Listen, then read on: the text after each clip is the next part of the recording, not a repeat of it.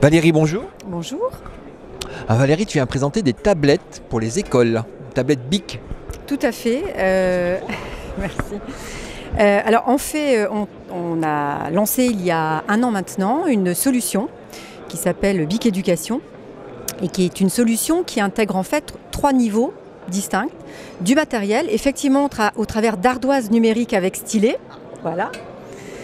Puisqu'on a intégré un stylet, on a choisi en termes de stratégie d'intégrer le prisme de l'écriture et d'allier la culture de l'écrit à celle de l'écran.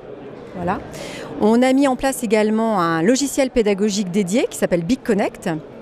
Et ce logiciel, il est dédié à peu près à 80% à l'enseignant, qui va lui permettre de créer des supports pédagogiques, d'avoir accès à tout un panel de ressources éditoriales, mais également de pouvoir mettre en place une pédagogie différenciée et surtout de suivre des parcours d'élèves et adapter sa pédagogie en fonction de chacun des élèves.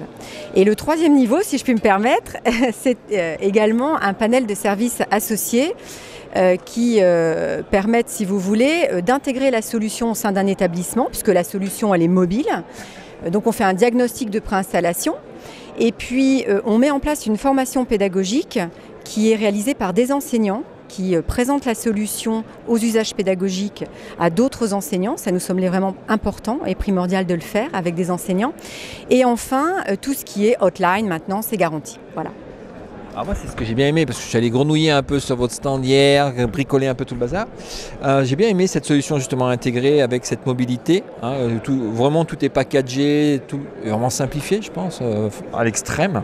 Même la tablette, il y a le stylet et puis il y a les informations s'affichent directement dessus. L'enseignant a quasiment aucune gestion à faire sur la recharge, c'est vraiment simple. Je pense que c'est une solution vraiment adaptée. Le logiciel, j'ai un peu regardé. Alors moi, je travaille dans une université, je ne suis pas vraiment expert sur les petites classes, mais il y a beaucoup un travail avec le stylet. J'ai bien aussi aimé l'approche tactile du stylet où on peut vraiment manipuler. Donc il y a eu un gros travail qui a été fait autour de l'écriture. Tout à fait. Effectivement, on s'appelle BIC, donc quand je dis on a utilisé le prisme de l'écriture, pour nous, ça nous semblait tout à fait logique de le faire. Et surtout, en fait, toute la philosophie de BIC Éducation, ça a été de mettre en place, d'utiliser la technologie pour la mettre au service des usages pédagogiques. Donc quand tu parles effectivement de mettre en place une solution qui soit une solution clé en main, en fait, qui fonctionne, l'idée au travers de cette solution, c'était ça, c'est que ce soit simple d'utilisation pour des enseignants. Et que l'enseignant ne soit pas un technophile ou un geek pour pouvoir utiliser la technologie, mais au contraire avoir une solution qui soit extrêmement simple d'utilisation, intuitive, et ça passe au travers du matériel, mais ça passe également au travers du logiciel que nous avons mis en place. Alors l'ardoise, si je puis me permettre, effectivement, elle a été conçue et designée pour des élèves. C'est une solution en fait qui est dédiée à des élèves du 1er degré, donc maternelle, cycle 2, cycle 3. Et l'idée, c'est effectivement qu'on a designé cette ardoise de façon à ce que ça réponde à ces élèves. Donc, elle a été conçue d'un point de vue ergonomique pour faciliter l'apprentissage de l'écriture, mais aussi la production d'écrits, puisqu'on s'adresse aussi bien à des tout petits qu'à des plus grands, des CM1, des CM2, des enfants qui savent bien écrire. Donc voilà, l'idée, ça a vraiment été de travailler sur un design complètement adapté, aussi bien au niveau de l'ardoise et de la dalle que nous avons sélectionnée, qui est une dalle résistive, qui permet d'intégrer à la fois des notions de sécurité pour les élèves, mais aussi de se rapprocher, d'avoir en fait une fonction écriture qui soit aussi proche que possible de celle du rendu du stylo bis sur du papier. J'ai ressenti, parce qu'il y a un gros débat, est-ce qu'on doit abandonner l'écriture telle qu'on la connaît pour une écriture avec les smartphones, les tablettes, ou avec une écriture semi-automatique? Tu commences à mettre 2 lettres, 3 mots, pouf, ça te fait le truc, ça te fait le mot complet, donc tu tapes plus vite les mots, mais comment on fait pour garder, est-ce qu'on doit ou pas continuer à apprendre à écrire tel qu'on le faisait? Il y a ce débat-là, et là avec cet outil-là, on voit que c'est une solution qui permet de faire ça. J'ai une autre question à te poser. Donc, je vois bien l'écosystème que vous avez développé, prof, élève, avec toutes les relations qui sont faites, même dans la classe, dans la communauté. Je peux me balader avec mon truc, partager avec la solution, mes tablettes sur ma petite roulotte, je ne sais pas comment tu l'appelles, avec les autres classes. Mais est-ce que sur les créations d'activités, il y a quelque chose au-dessus où les profs qui créent des activités peuvent les partager avec d'autres profs qui auraient la même solution? Alors nous venons d'ouvrir, là c'est très récent puisque nous étions sur Educatis mi-novembre, la semaine, une dizaine de jours maintenant.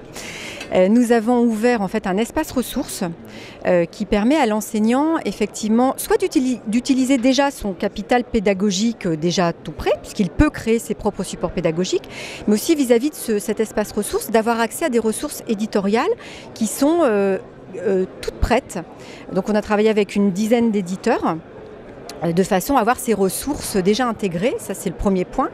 Et on a également ouvert un espace communauté qui va permettre aux enseignants de partager avec leurs pairs soit des ressources pédagogiques qu'ils auraient créées, soit éventuellement de discuter. C'est ni plus ni moins qu'un forum de discussion pour pouvoir échanger entre enseignants. D'accord. J'ai vu que la solution pouvait, donc l'enseignant pilote à partir d'un écran, on peut avoir d'un TBI, donc ça peut s'interfacer a priori techniquement avec toutes les sortes de TBI. Est-ce que vous avez travaillé aussi avec des solutions TBI? Par exemple, il y a des solutions libres comme Open Sankore, vous avez commencé à regarder ça ou pas? Alors effectivement, donc nous on a travaillé sur un écosystème qui est un écosystème qui permet d'équiper l'enseignant, parce que l'enseignant a un PC enseignant qui lui est dédié, et des ardoises numériques pour pouvoir équiper 100% des élèves d'une même école. Maintenant, ce qu'on s'est dit, on n'a pas travaillé au développement de TBI ou de vidéoprojecteurs. En revanche, il nous semblait important de venir en complémentarité d'outils déjà existants. Donc ça, c'est vraiment un point majeur de la solution. C'est qu'on est vraiment en interconnexion avec des outils déjà existants. D'accord. Et le fait de venir aux interconnectés, là, ça apporte quoi pour présenter la solution? Déjà de ne pas rester uniquement à Paris, mais aussi de venir en région, d'expliquer la solution, de la présenter, de la démontrer. C'est une solution qui nécessite une démonstration pour vraiment comprendre la philosophie que nous avons voulu y mettre derrière. Et pour nous, les interconnectés et la région lyonnaise, en tous les cas, les interconnectés est un salon qui est très important, phare dans le domaine du numérique. D'accord. Et puis, je ne sais pas si tu as des chiffres, mais à titre indicatif, il y a combien de classes, d'élèves qui utilisent déjà la solution? Alors aujourd'hui, nous ne communiquons pas sur nos chiffres. En revanche, nous avons annoncé le lancement de la solution il y a 1 an maintenant. Et nous avons commencé à la commercialiser en avril de cette année. Donc nous sommes en plein déploiement. Et aujourd'hui, nous sommes assez satisfaits du déploiement. D'accord. Merci alors. À la prochaine. À la prochaine.